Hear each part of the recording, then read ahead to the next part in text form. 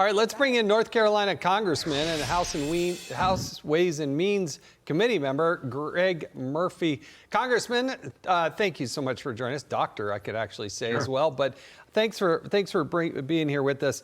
The big question really going into next week is the ability to spend money and continue with operations on the government. There needs to be a continuing resolution or some other solution put onto the floor so that the government can continue to be funded.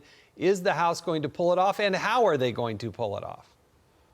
Yeah, Jason, I think we will. It's in nobody's interest to shut down the government whatsoever. So the Speaker has been talking about pretty much a close to clean CR with some anomalies. I'm pushing for a doc fix because it's ridiculous that physicians have been cut and pay 30% over the last 20 years when other agencies have gotten plussed up. So we need to stop driving people into employment, and the ACA is killing private practice. But along with some of those other things, what we need to do is we just need to be able to settle down this year, get reconciliation done, and the next year go through the budget process like Congress is supposed to do, really to pull things back into spending. But we don't need to shut the government down in the meanwhile.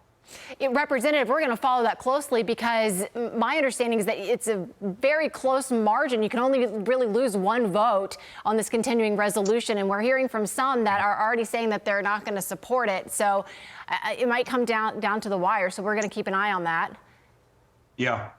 Well, you've got some folks in our caucus that there's not enough Jesus in the Bible sometimes. And so what we have to do is we actually have to look in toto. We have to look at the big picture to try to move things forward.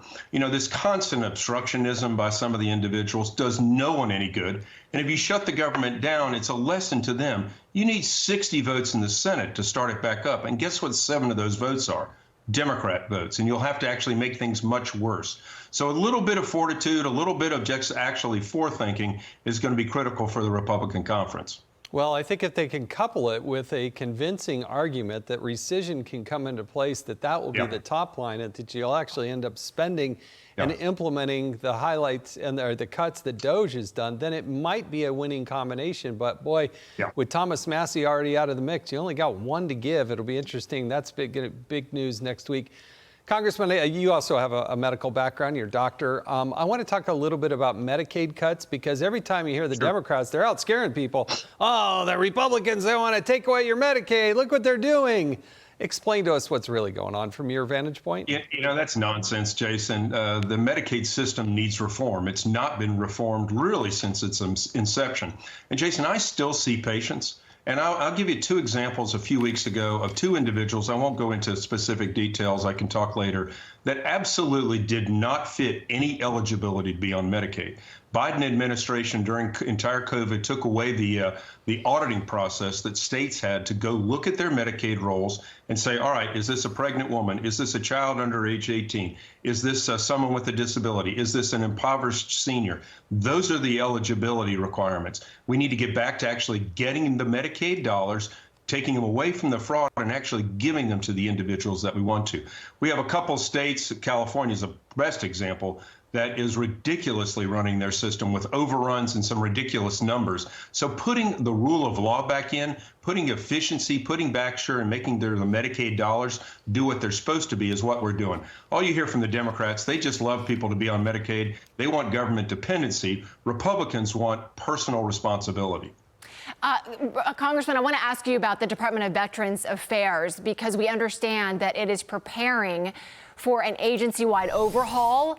They're trying to go back to the 2019 staffing levels, which is around a 15% decrease in headcount.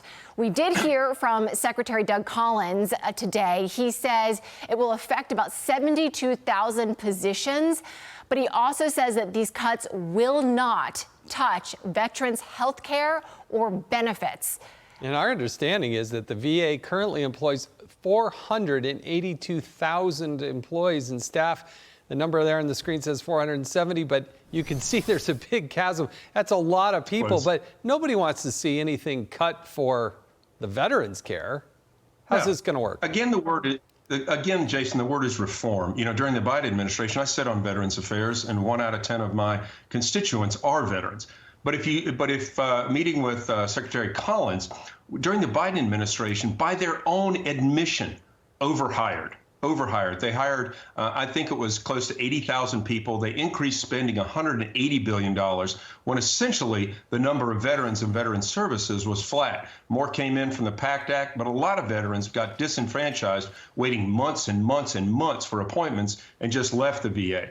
Look, it's called efficiency and accountability is here. Doug is the right man to help bring that back to the VA. Well, I know Doug Collins well, served well with him in the Congress, and he's got good military service as well, and I'm sure his heart's in the right place.